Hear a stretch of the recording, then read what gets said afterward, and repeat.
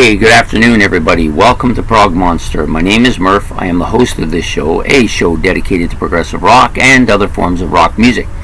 So we're here today to do the Great Album Challenge. This week, Ben has given me the album, the year 1978 to do. He's given me 10 albums, and I'm sure he has his ranking of them, but they're his 10 favorite from that year, and I'm going to rank them according to how I see them for that year. And that's normally what we do. There's a few here that I hadn't listened to before, but I've had a chance to listen to them all at least once. That's bare minimum. Many of them been multiple times, and there's 3 or 4 of them here that are like the 100 plus, the 500 plus, the 1,000 plus. There's a few like that here. So anyways, we'll get down to the bare essentials here. So the first one out of the box will be number 10. It's an album I've only listened to once.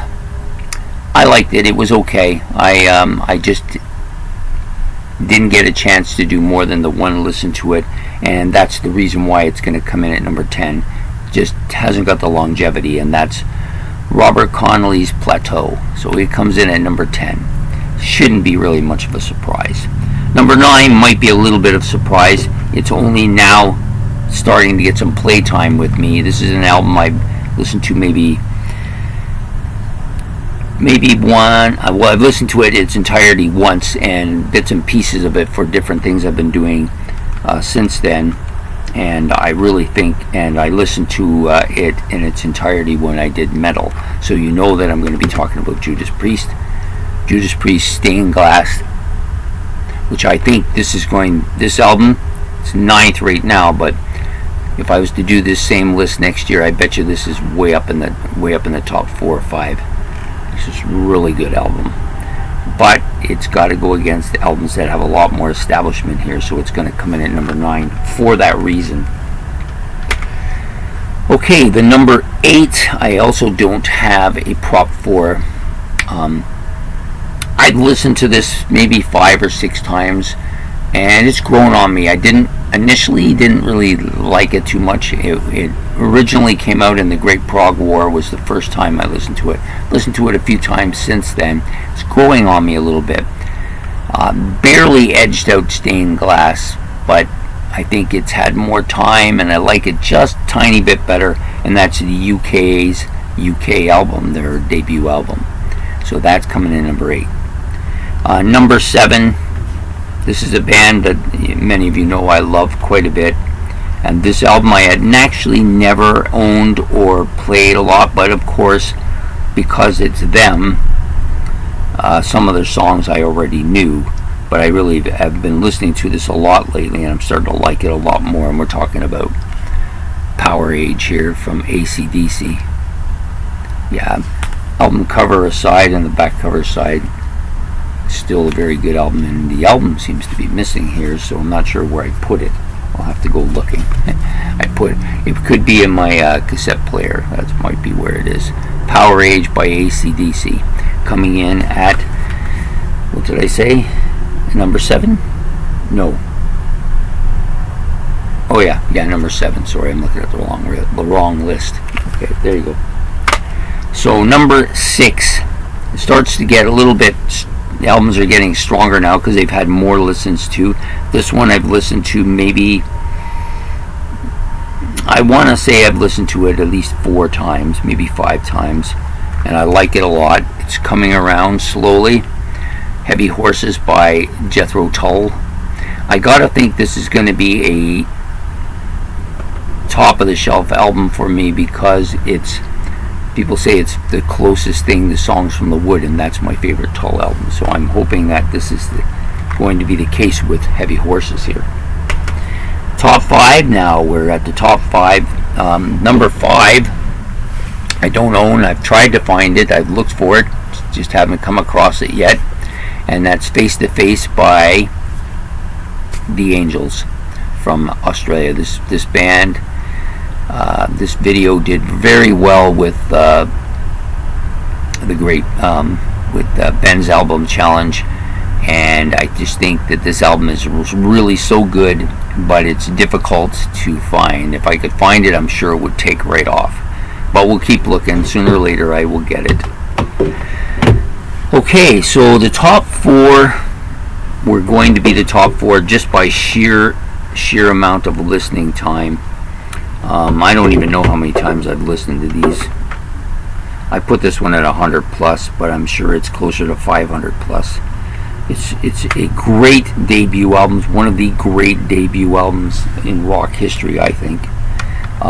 Some people think of this as a heavy metal album. I don't necessarily think of it as a heavy metal album, but it's, for the time period, I think it probably was considered that. And there's just no bad tracks on this album.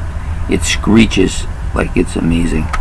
We're talking about Van Halen's debut album. Look at that cover, so great. And then you got David Lee Roth, like a retard sometimes.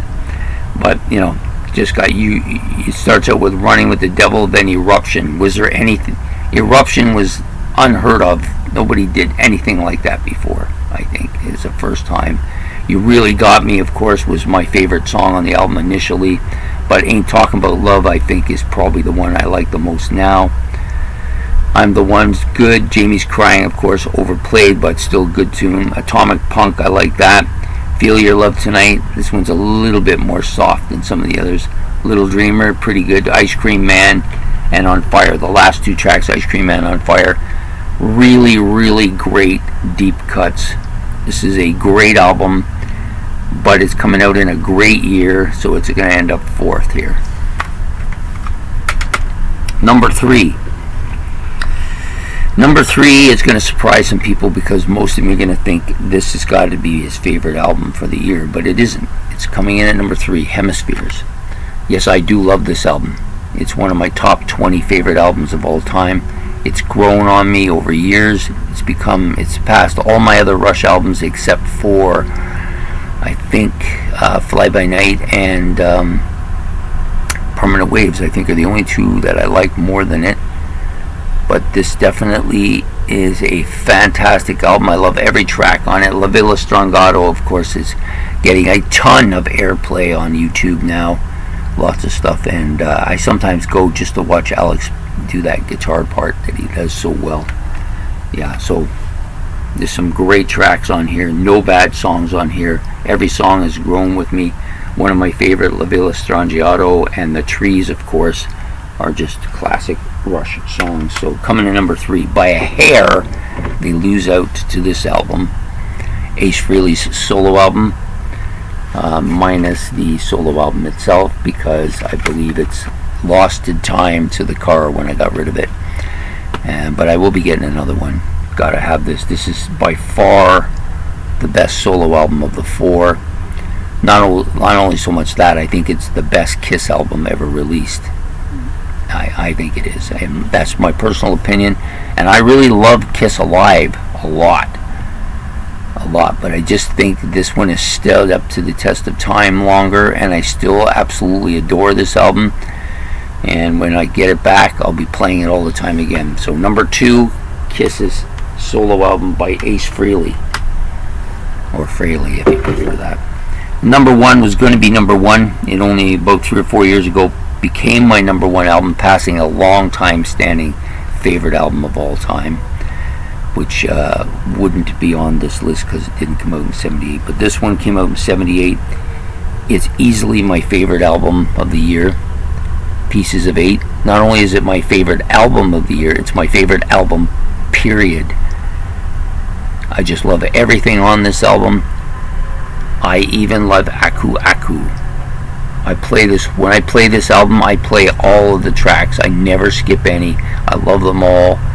So much variation, but this is a heavy album too, probably their heaviest album. And my favorite track on here is Queen of Spades. Has been my favorite track since the 70s, I think.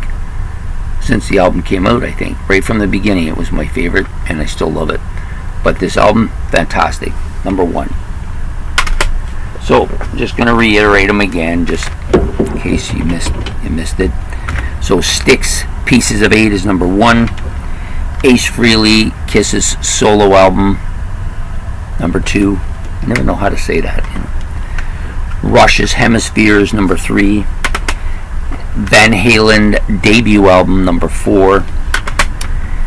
Jethro Tull's Heavy Horses, number 5. Angels Face to Face is number 5. I didn't have a thing, I skipped too fast. This one's number 6, Jethro Tull. This and that Angels album, they're tough to move up, but I tell you, they deserve to be higher than where they are. Number 7, of course, Power Age by AC/DC. Number 8 is the UK's UK. Number 9, but closing quickly, Steel. This is Stained Glass by Judas Priest. Fantastic album. And then last but not least, Robert Connolly, Plateau. But I guess it is least, right? It is last, so it's least. Just unfortunately for him, he came up against a strong set of albums, and he hasn't got any listening time. Pretty difficult to put him ahead of anybody. Anyways, there's the great album challenge for 1978. Those are the albums given to me. That's the way I see them. If you see them differently, put them below. Maybe there's an album you think deserves to be in there ahead of these. Probably there's quite a few that you think should be in there. You can do that as well. Put out your top 10. This is all about me and you. We're all doing this together. That's why I got into doing this kind of thing, is because I wanted to talk music and learn more and listen to more and get suggestions about more. That's what it's all about, just talking music. Anyways, we're talking rock anyways. So I hope you like that. Please like and subscribe.